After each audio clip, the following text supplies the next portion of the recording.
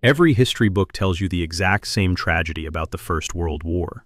In 1914, millions of young men marched cheerfully into battle. They expected glory. Instead, they were fed into an industrial meat grinder of machine guns, artillery, and barbed wire. The standard textbook explanation is that the generals were completely blindsided. We are told European commanders simply could not have predicted the horrors of modern trench warfare. It is a comforting excuse. It absolves the military high commands of murder. It is also a complete lie. The exact blueprint for the slaughter of the First World War had been perfectly laid out 9 years earlier. The West just refused to read it. This is the buried record, and today we are peeling back the layers on the 1905 warning and how Western arrogance caused the slaughter of the First World War. What follows is the story they didn't want you to know. If you are the kind of person who questions what you have been taught, you are in the right place. Hit subscribe. We dig into buried records like this every single day. Let's set the stage. August 1914. Europe erupts into war. Look at how the armies marched out of their capital cities. The French infantry went to war wearing bright red trousers and dark blue coats. The British cavalry rode on horseback, carrying polished steel swords and lances. The German officers wore ornate, spiked helmets. They looked like they were marching straight into a 19th century painting. They expected the war to be over by Christmas. They expected sweeping maneuvers, heroic cavalry charges, and decisive, glorious victories. Instead, they hit a solid wall of lead. Within weeks, the bright uniforms were covered in mud. The cavalry charges were systematically annihilated by rapid-fire Maxim guns. The sweeping maneuvers collapsed into a stagnant, horrific network of trenches, stretching from the coast of Belgium all the way to the Swiss border. Men drowned in mud. They were shredded by shrapnel. They were caught in miles of razor-sharp barbed wire. For a century, historians have defended the generals who ordered these men forward. The defense is always the same. Technology had simply evolved faster than human tactics. No human being could have possibly anticipated what a fully industrialized war would actually look like. They were fighting a 20th century war with 19th century minds. It sounds logical. It makes the slaughter feel like a tragic, unavoidable accident of progress. But that is just the surface. The buried record goes deeper. And this is where the story most people know stops being true. Because a fully industrialized war had already happened. It featured the exact same machine guns. It featured the exact same barbed wire. It featured the exact same horrific, stagnant trench warfare. But it didn't happen in France. And it didn't happen in Belgium. It happened over 5,000 miles away, in the Far East. Rewind the clock 9 years. The year is 1904. The Russian Empire and the Empire of Japan collide over control of Manchuria and Korea.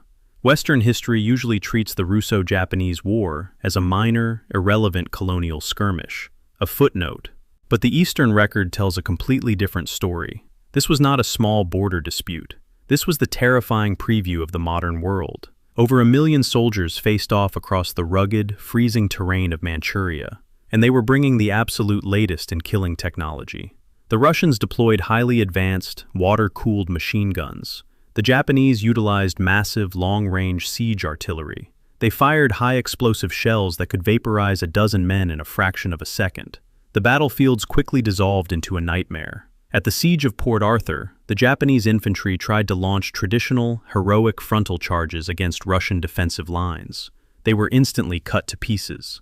Sound familiar? The Japanese soldiers were forced to dig deep into the earth just to survive. They built massive, complex networks of trenches. They strung up thousands of yards of barbed wire to protect their positions. They used hand grenades to clear dugouts. They deployed powerful searchlights to illuminate night attacks. The ground was so saturated with artillery fire that it looked like the surface of the moon. The casualties were absolutely staggering. In the Battle of Mukden alone, over 160,000 men were killed or wounded. That was a scale of industrial slaughter that the world had never seen before. The romantic illusion of war was dead. The machine gun had completely conquered the battlefield. Defense was now supreme. The frontal assault was suicide. So, if the terrifying reality of modern warfare was put on full display in 1904, why were British and French generals completely surprised by it in 1914? Did the news simply not reach London or Paris? Were the European high commands completely isolated from the events in Asia? No, they weren't isolated at all. The European generals didn't just read about the Russo-Japanese War in the morning newspaper. They had front-row seats. During the massive battles in Manchuria, the Japanese and Russian armies hosted dozens of official military observers. These were elite, highly decorated officers sent directly by the governments of Britain, France, Germany, and the United States. Their sole mission was to watch the battles, analyze the new technology, and report back to their own military academies. These Western observers were standing right there in the mud. They looked through binoculars as Japanese infantrymen were mowed down by Russian machine guns. They walked through the captured trench systems. They physically touched the barbed wire. They measured the massive blast craters left by high-explosive artillery shells. They saw the horrific future of warfare with their own two eyes. And they took incredibly detailed, meticulous notes.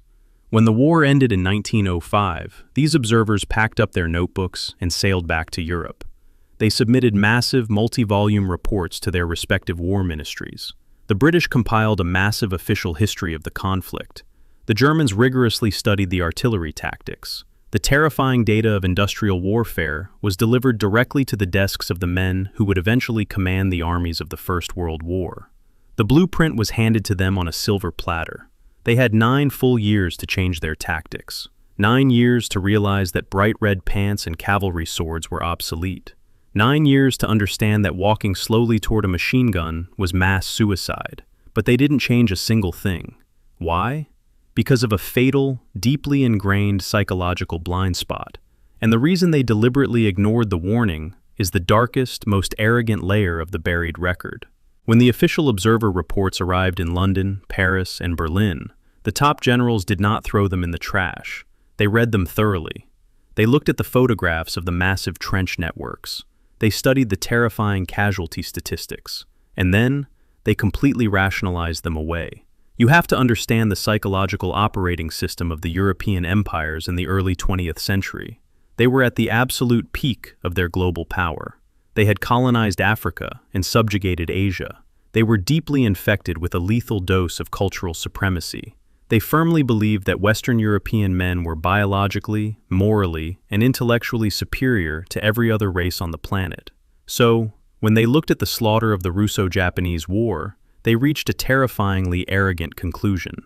They decided that the massive casualties were not caused by the efficiency of the machine gun. They decided the casualties were caused by the inferiority of the soldiers. They looked at the Russian army and saw a backwards, semi-Asiatic peasant force. They looked at the Japanese army and, despite their victory, viewed them as primitive imitators of Western tactics. The European high commands convinced themselves of a deadly illusion. They believed that if a highly civilized, morally superior European soldier charged a machine gun, the outcome would be completely different. The French had a specific term for it. They called it élan vital, the vital force. It was the absolute belief that sheer, aggressive human willpower could overcome industrial steel. They taught their officers that a determined Frenchman with a bayonet could shatter any defensive line. The British had their own version. They called it pluck, or martial character. They believed a proper British cavalry charge could sweep away any modern weapon through pure discipline. It sounds completely insane today. The idea that courage can deflect a high-velocity bullet is madness. But in the years leading up to 1914, this was not a fringe theory. It was the official, universally accepted military doctrine of the Western world. But here is what no Western historian will tell you. The Japanese military had actually proven the exact opposite. The Eastern record shows that the Japanese High Command learned a brutal, bloody lesson at Port Arthur. They realized that human flesh cannot conquer a fortified machine gun nest. They adapted. They started using massive artillery barrages to destroy the trenches before sending their infantry forward.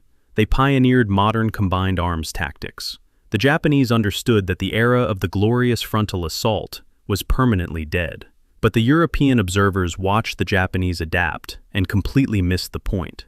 They watched Japanese soldiers die in the mud, and the European generals thought, we would have done it better. We wouldn't have to dig trenches. We would just charge faster. This is the deadliest form of arrogance. When an empire writes off an entire half of the globe as inferior, they don't just write bad history. They literally sign the death warrants of their own citizens. Because of this blinding ethnocentrism, the European armies spent the next 9 years preparing for the wrong war. The French drew up Plan 17. It was a massive, nationwide strategy built entirely around the offensive charge. It completely ignored defensive trenches. It actively discouraged the use of heavy artillery, because heavy guns would slow down the rapidly charging infantry. They literally marched into the 20th century, refusing to carry shields because they thought shields were for cowards. The British Army doubled down on the horse. Despite seeing horses shredded by shrapnel in Manchuria, British generals insisted the cavalry was still the supreme weapon of war. They spent millions training men to ride into battle with lances and sabers.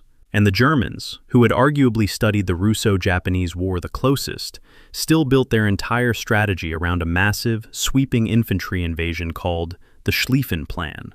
They believed speed and aggression would overwhelm any modern defensive weapon. They all looked at the exact same bloody warning, and they all chose to ignore it. Now, fast forward to the summer of 1914. The assassination of Archduke Franz Ferdinand triggers the alliance system.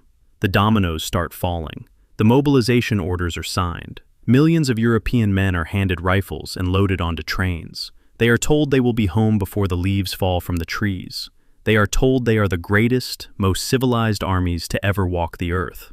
But the generals leading them know exactly what weapons are waiting across the border. They know the firing rate of a Maxim gun. They know the lethal radius of a high-explosive artillery shell. They just arrogantly believe that their men are somehow immune to the mathematics of industrial slaughter. And this is where the timeline intersects with tragedy. When the French infantry launched their first massive attacks at the Battle of the Frontiers in August 1914, they did exactly what their doctrine demanded. They charged across open fields in their bright red trousers, holding their bayonets high. They shouted, they blew bugles, and they relied entirely on their élan vital. And the German machine guns simply cut them down. It wasn't a battle, it was a mechanical harvest. In a single day, August 22, 1914, the French army lost 27,000 men killed, 27,000 dead in 24 hours. It remains the bloodiest single day in the entire history of France. Their courage did not jam the machine guns. Their moral superiority did not deflect the artillery shells. The reality of the 1905 warning finally slammed into the European illusion. The shock wave of reality shattered the European illusion in a matter of weeks. The French generals, who had built an entire military philosophy on the unstoppable power of the human spirit, watched their armies melt into the soil. The British cavalry, trained to sweep across open plains with flashing sabers, found themselves utterly paralyzed. A horse cannot charge through a mile of razor-sharp steel wire. A lance cannot pierce a concrete machine gun bunker. By the winter of 1914, the sweeping, glorious maneuvers were completely dead. The armies had nowhere left to run. So, they did exactly what the Japanese and Russian soldiers had done 9 years earlier in Manchuria. They dug in. They clawed into the freezing mud of France and Belgium. They built massive, complex networks of trenches. They strung up thousands of yards of barbed wire. The Western Front locked into a stagnant, horrific stalemate. The exact nightmare scenario that was meticulously detailed in the 1905 Observer reports had officially arrived in Europe. But here is the darkest layer of the buried record. You would think that after the initial shock, after realizing the 1905 reports were 100% accurate, the European high commands would finally change their strategy. They didn't. Instead of adapting, they simply doubled down on their arrogance. They convinced themselves that the problem wasn't the tactic. The problem was that they just hadn't used enough men. They believed that if they just threw more bodies at the machine guns, the sheer arithmetic of Western willpower would eventually break the stalemate. This fatal, ethnocentric stubbornness reached its terrifying climax 2 years later. The year is 1916. The Battle of the Somme. This is the moment that permanently broke the spirit of a generation. The British High Command planned a massive, decisive offensive to shatter the German trench lines. They gathered hundreds of thousands of young men. Many of them were entirely untrained volunteers. They were local factory workers, clerks, and university students who had joined up together in what were called PALS battalions. The British generals, still refusing to learn the lessons of the East, designed a battle plan that bordered on mathematical insanity. They ordered a massive artillery bombardment that lasted for 7 straight days. They fired over 1.5 million shells at the German lines. They promised their young soldiers that the artillery would destroy the barbed wire and completely vaporized the German defenders. But the Japanese had already proven in 1904 that deep, well-constructed dugouts can survive massive artillery barrages. The British generals just didn't care to apply the data. On the morning of July 1st, 1916, the whistles blew. The British officers ordered their men to go over the top. But they didn't order them to run. They explicitly ordered them to walk slowly, shoulder to shoulder, in neat, orderly waves. They believed that running would cause chaos. They believed that a slow, disciplined, completely exposed walk across no man's land would terrify the surviving Germans. They were marching into the exact same crossfire that had slaughtered the Russians at Mukden. The German machine gunners simply climbed out of their deep, undamaged dugouts. They set up their Maxim guns, and they opened fire. The British soldiers didn't even have a chance to fight. They were mowed down in rows. The arithmetic of the slaughter is almost impossible to comprehend. In the very first hour of the attack, thousands of men were killed. By the time the sun set on that single day, the British Army had suffered 57,470 casualties. 19,000 of them were dead. It remains the bloodiest single day in the entire history of the British military, and they kept the offensive going for another 4 months. When you look at the devastating, senseless tragedy of the Somme, you are not looking at an unavoidable technological accident. You are looking at the direct, bloody cost of Western imperial arrogance. If the high commands in London and Paris had simply possessed the humility to respect the Eastern record, the entire war would have been fought differently. If they had looked at the Japanese military and seen a modern equal instead of a primitive anomaly, millions of lives could have been saved. They possessed the exact blueprints required to avoid the meat grinder. They chose to burn those blueprints because they didn't like the people who drew them. Western history books still protect these generals today. They use sterile, academic language. They call it a tragic learning curve. They say the commanders were victims of a new industrial age. But the buried record strips away that excuse completely. The tragedy of the First World War wasn't a lack of information. It was a lack of respect. Every empire believes it is the exception. Every global superpower tells itself that the rules of history, the rules of physics, and the rules of war apply differently to them. They believe their culture, their technology, or their inherent spirit makes them bulletproof. But a high-velocity piece of lead does not care about your cultural supremacy.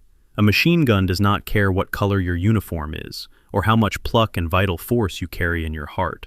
When a civilization writes off an entire half of the globe as inferior, they don't just write bad, biased history. They blind themselves to reality. And when you march into the future completely blind, you do not just lose battles. You sacrifice an entire generation of your own children on the altar of your own ego. Next time you see an old, grainy photograph of a soldier standing in a flooded trench, remember this. He didn't have to be there. His death was predicted, documented, and officially filed away in a cabinet 9 years before he ever put on a uniform. Everything you just heard is documented. It is in the historical record. The Observer reports are still sitting in the military archives. The question isn't whether it's true. The question is, why weren't you taught this? If this changed how you see the First World War, share it with someone who needs to hear this. And if you want to go deeper, the buried record has a lot more to reveal. Subscribe, and we will keep digging.